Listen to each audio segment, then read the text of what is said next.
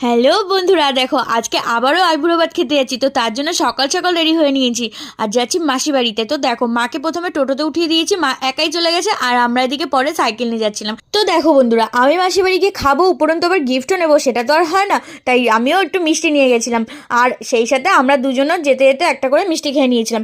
আর এত খিদে পেয়েছিল তাই প্রথমে গিয়ে আমি আগে খেতে বসে গেছিলাম। খেয়ে দিয়ে একটু বাসন মাজছিলাম, কারণ মাসির শরীরটা ভালো ছিল না। আর সেই সাথে দেখো, আমার মা যে কাজ করবে, মারও শরীরটা খারাপ, তার জন্য আমি কাজ করে দিয়েছিলাম একটু। তারপরে দেখো, খেয়ে দিয়ে উঠে রেডি টেডি হয়ে দিদির সাথে বেরিয়ে গেছিলাম একটু জঙ্গলের ভিতরে রিলস করবো বলে।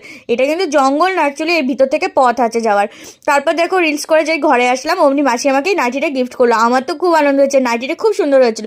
এরপর দেখো, আমরা একটু সবাই মিলে চা খেয়ে নিলাম, দেন আমি, মা আর বনু বেরিয়ে পড়লাম সবাইকে টাটা করে। আর সেই সকালের মতো মাকে আগে টোটোতে তুলে দিলাম আর আমি আর বনু হাঁটতে হাঁটতে বাড়ির দিকে রওনা হলাম। তো বন্ধুরা, ব্লগটা এ পর্যন্ত। যদি ভালো লাগে অবশ্যই লাইক শেয়ার কমেন্ট করো, যারা নতুন তারা সাবস্ক্রাইব করে দেও। টাটা, সবাই ভালো থেকো, সুস্থ থেকো।